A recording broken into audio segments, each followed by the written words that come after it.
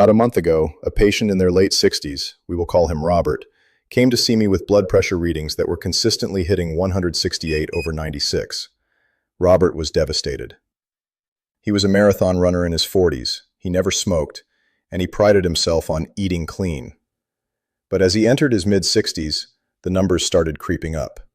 He was shocked, and frankly terrified, to learn that a common morning habit, something he thought was a cornerstone of his health, was actually the root cause of his soaring numbers. This wasn't just a lifestyle slip-up, it was a biological sabotage happening right under his nose. In fact, it's a habit that millions of seniors do every single day, thinking they are protecting themselves, while they are actually stripping away their body's most potent defense against heart attacks and strokes. If you are between the ages of 50 and 80, you have likely felt that same knot in your stomach when the cuff tightens. You might feel like your body is a ticking time bomb, or that you are losing the independence you worked so hard for. Today, I am going to share with you the exact protocol I gave Robert, a clinical, holistic hybrid strategy that uses the precision of medical science and the power of whole foods to relax your arteries, protect your organs, and give you back your vitality. We are going to dive deep into the science of circulation, but we are going to do it in a way that makes sense for your kitchen, not just a laboratory. And if you stay with me until the very end, I am going to reveal the #1 secret habit, the doctor's golden rule, that can drop your systolic pressure by up to 10 points in just a few weeks. It isn't a food, and it isn't a pill, but it is the key to making everything else we discuss today actually work. In my years of clinical practice, I have seen the fear that comes with a diagnosis of hypertension. It feels like an invisible shadow. But you need to understand that the senior heart is a specialized machine.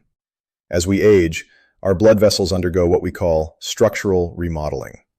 The flexible, elastic tissues of our youth begin to stiffen, a process known as arterial stiffness. This isn't just getting old.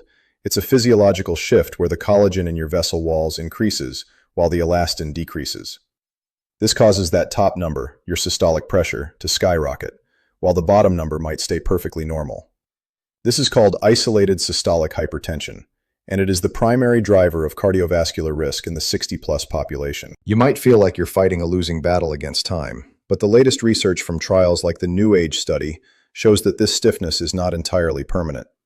We can actually improve the compliance of your arteries, making them softer and more reactive, through specific dietary interventions that target inflammation and oxidative stress.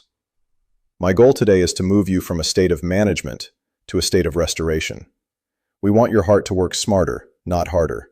Because at the end of the day, this is about more than just numbers on a chart. It's about your ability to travel, to play with your grandkids, and to live with a clear, sharp mind. Before we get into the 5 specific foods, I have to mention that one habit Robert had. Like many of you, he was meticulous about oral hygiene. He used a high-strength antibacterial mouthwash twice a day. He thought he was preventing gum disease, which is linked to heart health. But he was actually killing the very thing his body needed to lower his blood pressure naturally. I'll explain exactly why this happens in a moment, but keep that in the back of your mind as we talk about our first powerhouse food. The first, and perhaps most clinically significant food for lowering senior blood pressure, is the beetroot. Now, I know beets are a love it or hate it food, but from a medical perspective, they are a biological miracle. Beets are one of the richest sources of inorganic nitrates. When you consume beets, your body utilizes a fascinating process called the enterosalivary pathway. Here is the science. When you chew a beet or drink its juice, the nitrates are absorbed and then concentrated in your salivary glands. They are secreted back into your mouth, where specialized bacteria on the back of your tongue convert those nitrates into nitrites. Once you swallow those nitrites, they enter your stomach and bloodstream, where they are finally converted into nitric oxide, or NO. Nitric oxide is a gas, and its primary job is vasodilation. It tells the smooth muscles of your blood vessels to relax, widen, and allow blood to flow with less resistance. In clinical trials, such as those conducted by Kapil and Hobbs, seniors who drank as little as 250 milliliters of beetroot juice saw their systolic blood pressure drop by an average of 8 millimeters of mercury in just a few hours. For a senior, an 8-point drop is equivalent to the effect of some prescription medications, but without the dizziness or fatigue. But here is where Robert's morning habit comes in. That antibacterial mouthwash he was using, it kills the bacteria on the tongue that are required to turn the beet nitrates into blood pressure-lowering nitrites. One study found that using a chlorhexidine mouthwash reduce the blood pressure lowering effect of nitrates by nearly 90%. If you are eating beets but using harsh mouthwash, you are literally flushing your medicine down the drain. This is why I tell my patients, save your bacteria to save your heart. If you are finding this information life-saving so far, please hit the like button and share this with a friend who needs to hear this. It helps us reach more seniors who are looking for the truth about their health. We are building a community here of people who refuse to just accept aging and instead choose to thrive. The second easy way to lower your pressure is through a simple tea, Hibiscus sabdariffa, often called sour tea. In the medical world, the most common drugs for hypertension are ACE inhibitors like lisinopril. They work by blocking an enzyme that causes blood vessels to constrict. Well, nature has provided its own version. Hibiscus contains anthocyanins, the same compounds that give it that deep, beautiful red color, which had been shown in multiple studies to act as natural ACE inhibitors. In a randomized double-blind trial comparing hibiscus extract to 10 milligrams of lisinopril, researchers found that the hibiscus group achieved a significant reduction in both systolic and diastolic pressure. While the medication was slightly more powerful, the hibiscus was incredibly well tolerated with 0 reported side effects, something many seniors on lisinopril struggle with, such as that persistent ACE cough. Furthermore, hibiscus acts as a natural diuretic. It helps your kidneys flush out excess sodium without depleting your potassium levels, a delicate balance that is crucial as we get older. I recommend my patients drink 2 cups of organic, unsweetened hibiscus tea daily. It is tart, like cranberry juice, and it provides a clinical-grade relaxation effect for your entire vascular system. A patient once told me that after 3 weeks of the hibiscus protocol, their morning readings dropped from 150 to 138. They felt lighter, their ankles were less swollen, and they had a newfound sense of control over their body. This is the power of food as medicine. Number 3 on our list is a vegetable that most people treat as an afterthought, celery. But for a senior with high blood pressure, celery is a goldmine. It contains a unique compound called 3N-butyl phthalate, or 3NB. This compound was first identified when researchers at the University of Chicago were curious about why a researcher's father saw his blood pressure drop from 158/96 to 118/82 after eating a quarter pound of celery every day for a week. The 3NB compound works through a triple action mechanism. First, it acts as a vasodilator, relaxing the muscles in your artery walls. Second, it acts as a calcium channel blocker, similar to medications like amlodipine, but it doesn't block the absorption of calcium for your bones, which we know is vital for seniors. Third, it helps regulate the prostaglandin system, which controls inflammation and fluid balance in your blood. Unlike synthetic diuretics that can cause your potassium to crash, 3NB has the unique ability to act as a diuretic without altering the ratio of sodium to potassium in your blood.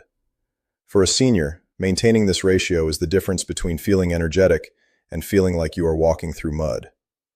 I suggest adding 4 stalks of celery to your daily routine, either raw as a snack with some unsalted nut butter, or blended into a morning smoothie. Number 4 on our list is a food that usually feels like a cheat, but in the right dose, it is a clinical shield: dark chocolate. Now, I am not talking about the sugary milk chocolate bars at the checkout counter. I am talking about high cacao dark chocolate, at least 70% or higher. The meat of the chocolate is in the flavanols, specifically a compound called epicatechin. In the massive Cosmos trial, which studied over 21,000 seniors, researchers found that cocoa extract supplementation reduced cardiovascular death by 27%. These flavanols work by increasing your body's production of, you guessed it, nitric oxide. But they go a step further. They reduce inflammaging, the chronic, low-grade inflammation that naturally occurs as we age and damages our blood vessels. A Harvard study found that eating a small square of dark chocolate daily dilates blood vessels and improves insulin sensitivity, which is vital because many seniors with high blood pressure also struggle with rising blood sugar levels. I tell my patients to enjoy 1 ounce of dark chocolate a day. It's a doctor's order that everyone seems to enjoy. But remember, the source matters. If it's processed with alkali, often called Dutch processed, many of those heart-healthy flavanols have been stripped away. If you aren't a fan of chocolate, pomegranates are your secondary shield. Pomegranate juice is one of the most potent antioxidant drinks available. A meta-analysis of 22 clinical trials found that pomegranate consumption significantly reduced both systolic and diastolic blood pressure, particularly in those whose baseline systolic was already over 130. It works by preventing the oxidation of LDL cholesterol, the bad stuff, which keeps your arteries smooth and reactive. I want to pause here for a second. If you have ever used one of these foods, maybe you tried beet juice or started eating more celery, and you saw a difference in your numbers, please comment below. Your stories inspire others. We are all here to learn from each other's clinical and personal experiences. Finally, we come to the most comprehensive strategy of all, the DASH diet, which stands for Dietary Approaches to Stop Hypertension. This isn't just a diet. It is a clinically proven medical intervention that has been shown to lower blood pressure as effectively as first-line medications within just 2 weeks. The secret of DASH isn't just eating less salt. It is about the power of addition. Specifically, adding potassium, magnesium, and calcium. You see, potassium and sodium have an inverse relationship. The more potassium you consume, the more sodium your body is forced to excrete through your urine. It's like a biological pump. Potassium goes in, and the pressure-raising sodium gets pushed out. Most seniors are terrified of potatoes because they think they are just carbs. But a medium-baked potato with the skin has 926 milligrams of potassium. That's more than twice what you get in a banana. Spinach, lentils, and black beans are also potassium powerhouses that should be on your plate every single day. And let's talk about magnesium. It is the relaxation mineral. It is involved in over 300 chemical reactions in your body, and it specifically helps the smooth muscles of your heart and arteries to relax. Most seniors are deficient in magnesium, and this deficiency is a hidden driver of high blood pressure. By eating the foods on this list, you are providing your body with the raw materials it needs to regulate itself. I mentioned Robert earlier and how high blood pressure was damaging his organs. This is the part people don't talk about enough. Your kidneys are made of millions of tiny filters called nephrons. High blood pressure acts like a power washer on a screen door. It eventually rips the delicate fabric of the filter. This is why we see protein in the urine, a condition called proteinuria, which is a major warning sign that your kidneys are failing. And the liver. There is a silent link between hypertension and the liver. When you have high blood pressure, it causes microvascular injury in the liver, which activates stellate cells. These cells produce scar tissue, leading to fibrosis and eventually cirrhosis, even if you don't drink alcohol.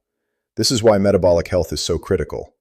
If your liver is fatty and inflamed, it sends signals to the rest of your body to raise your blood pressure even higher.